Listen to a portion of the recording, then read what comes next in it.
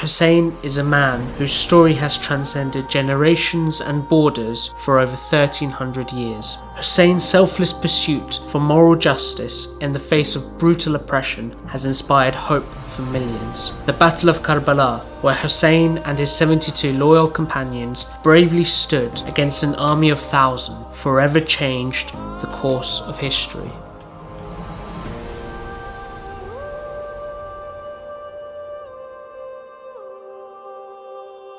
Hussain was born in 626 AD in the city of Medina to the noble family of the Prophet Mohammed.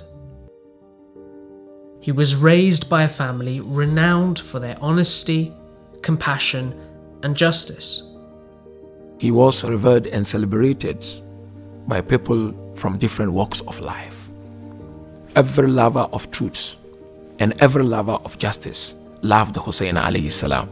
And this, no doubt, began way back while they were in the holy city of Medina. The values that he adopted as a child were the values that he learnt as he grew up. And he grew up in the holiest of houses. He grew up with his grandfather, the Prophet.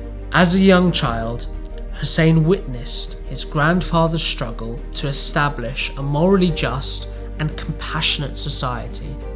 They embraced a very sincere life, a very humble life. They prioritized charity, giving, and working to improve the societies they were in. Arabian society was plagued by violence and corruption.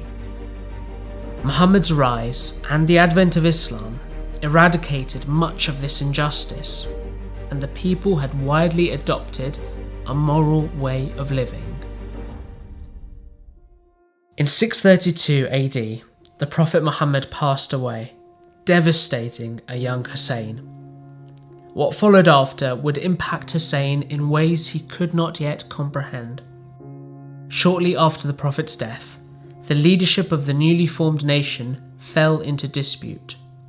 Divisions amongst the people emerged, and a violent power struggle fractured the nation for over 30 years, which led to a lengthy civil war between Hussein's father, Ali ibn Abi Talib, and Muawiyah. Muawiyah, who was originally from a tribe or clan which had in the early years opposed the Prophet's message and Islam, took power. Started off in his power base in Syria, in Damascus. Ali ibn Abi Talib was assassinated, and Muawiyah assumed full control. Choosing to avoid further conflict, Hussein's elder brother, Hassan, made a treaty with Muawiyah, which would prevent Muawiyah from passing on rule to his son, amongst other things.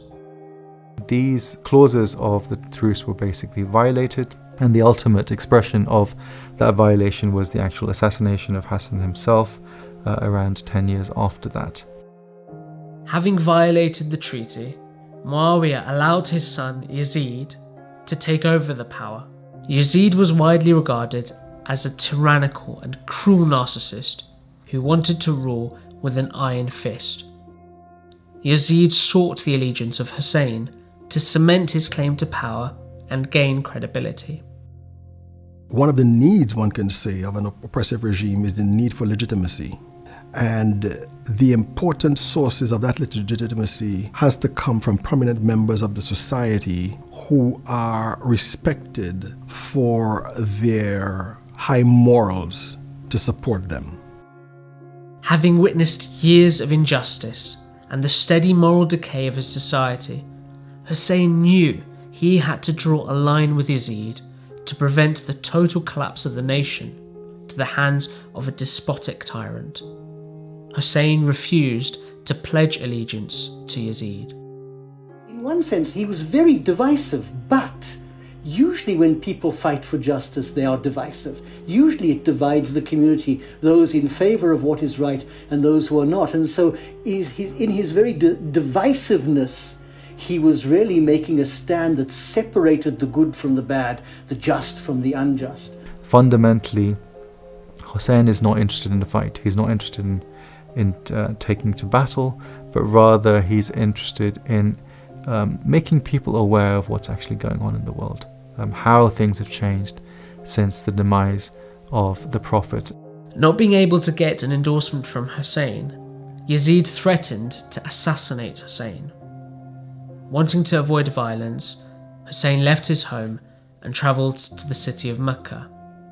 Here, Hussain sought to rally the people and delivered a passionate sermon rebuking the community leaders who had failed to stand against Yazid, saying, "You have taken lightly your duties as leaders. You have neglected the rights of the oppressed and the lowly, but have assiduously pursued what you regard as your personal rights." His moral justice was quite a simple issue. It was that we must be willing to take a stand and even die for what is right, that there can be no compromise. And I think it's that refusal to compromise, and he was made a number of offers by the people in power to compromise, to turn back, to try a different route. This refusal to compromise, even in the face of great personal danger, that for me is the key to the morality, the ethics of his justice. Most leaders, they will remain in their comfort zones and send their people to go and do the work. They will call for justice, but they will not be on the ground or in the field to promote justice. Imam Hussain did not do that. Imam Hussain AS led from front. Hussain had received hundreds of letters from the residents in the city of Kufa, present-day Iraq, pledging their support in the struggle against Yazid. As the threat of violence increased, Hussain departed from Mecca, along with his family and loyal companions, and began the long journey towards Kufa. When Yazid became aware of Hussain's intention, he dispatched a brutal governor to quash the dissent, but Hussain persisted with his movement eastward. As Hussain got closer to Kufa, he was intercepted by a battalion of Yazid's army, led by a commander called Hur. Hussain, his family and companions were prevented from going any further and were forced to stop in a dry desert land known as Karbala. Hur and his entourage of forces came. His horses and his soldiers were thirsty. Hussain offered them water. He did not say, "These people are here to monitor me and to make life difficult for me and to block my way." He gave them water. Hussain's selfless act of kindness was to be met in turn with a cruel response by Yazid's army, who proceeded to surround Hussain's camp and cut off the water supply. Hussain, his family, and small army of around 72 were left thirsty for 3 days in the blistering heat. Hussain said something which rings very true for the human condition. He said, "Human beings are slaves to the world. As long as our situation is fine, we have food, we have water, we have money, we have the basics, people will profess their beliefs, they will profess their religion on their tongues. But when people are tested, when people are tried, very few people remain who are sincere and devoted." On the eve of Ashura, Abu Abdullah gathered all his companions and he asked for the candle to be switched off. So it was put off. And he said to his companions, "I am the target, you are not the target. Why don't you go? And no blame on you." Each and every one of them stood up and pledged their allegiance to Abu Abdullah Hussain AS.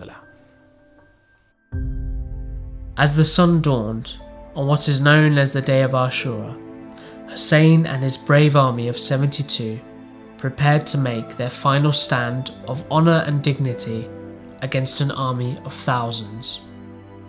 In a remarkable turn of events, Hur defected from Yazid's army, realising that he had made a terrible mistake, and pledged to fight alongside Hussain.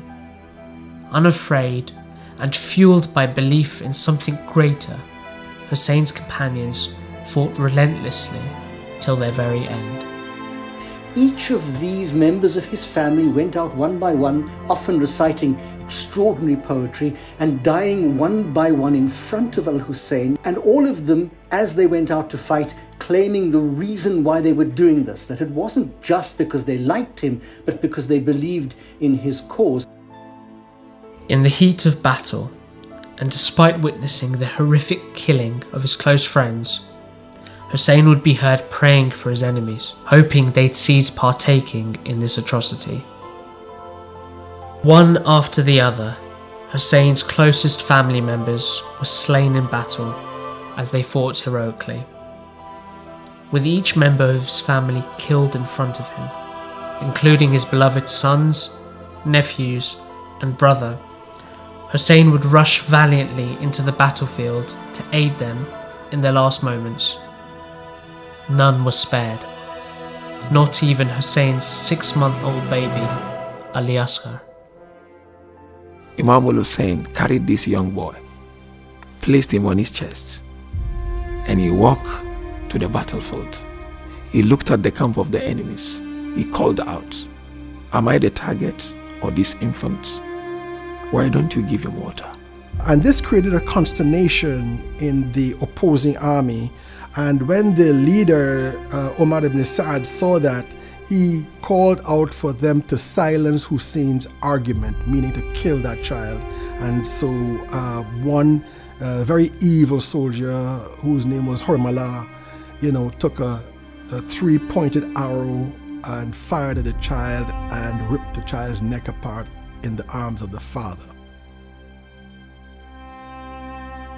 He was now completely alone. Everyone else was gone except for the woman in the tents, and they were being threatened. And I think that in the end, it was his utter exhaustion from fighting almost single-handedly that helped to hasten his end, and the fact that he was now surrounded by a superior number. Up until the last breath he had, in the midst of all of this, he never lost hope. Some of the reports from the soldiers fighting against Hussein, when they saw him pass by in front of them on his horse fighting them, they said they never saw a person who had lost so much, his dear ones killed in front of him, facing insurmountable odds, covered with blood, but at the same time being so peaceful and so glorious. Carrying his lifeless infant alone, Hussein returned to his camp to bid a final farewell to the women and children of his family. Unbroken and unafraid, Hussein charged valiantly for the final time towards the enemy and fought majestically till eventually he fell from his horse. They started attacking him left and right. Arrows on his shoulders, arrows on his forehead, arrows on his back, until Abu Abdullah fell down. He was kicked left and right, and eventually Shimmer sat on his chest. Covered in bloody wounds, thirsty from the dry desert heat, and with no one left to help him, Hussein was mercilessly beheaded.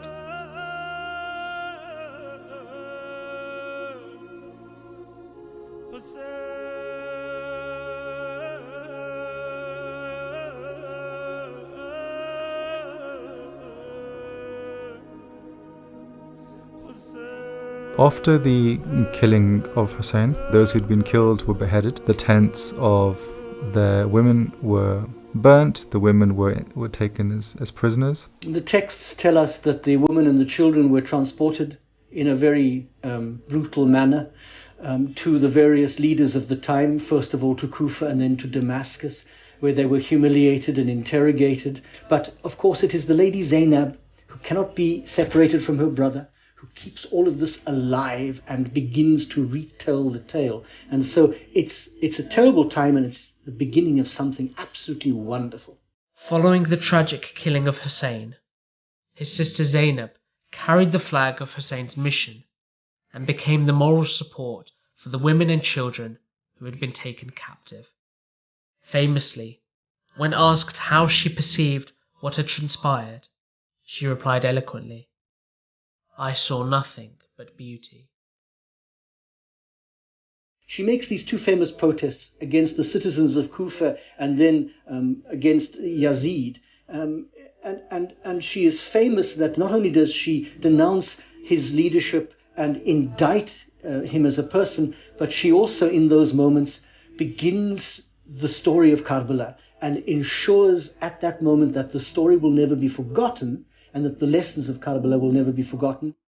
Zainab's fiery speech in the courtyards of Yazid sent shockwaves across the nation, as word spread of how Hussein and his small army were martyred in Karbala.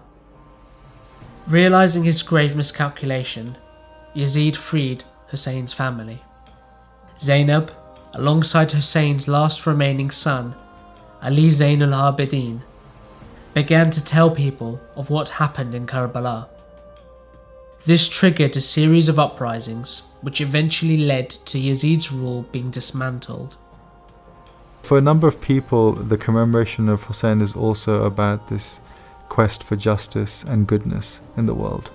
And so the recounting of the story of what happened is then connected with accounts of oppression, of tragedy, and of brutality in the world that we have, and a hope and desire for something better. The story of Hussein has been remembered through generations every year as a source of empowerment in the fight for moral justice. How Hussein and his army of 72 were victorious against a tyrannical enemy through sacrificing their lives. 1300 years later, millions of people from all backgrounds flocked to pay tribute to Hussein at his shrine in Iraq. Every time we stand up to fight and we are prepared to sacrifice everything for truth, we are like Hussein. The reason why people can aspire to be like Hussein is because he transcends religious borders and political borders. Justice is a human thing. All human beings, even non-religious human beings, are bound by justice. The revolution continues. We have to create now a Husseini society, which is a society of justice and a society of brave people, who are not afraid of fighting for truth.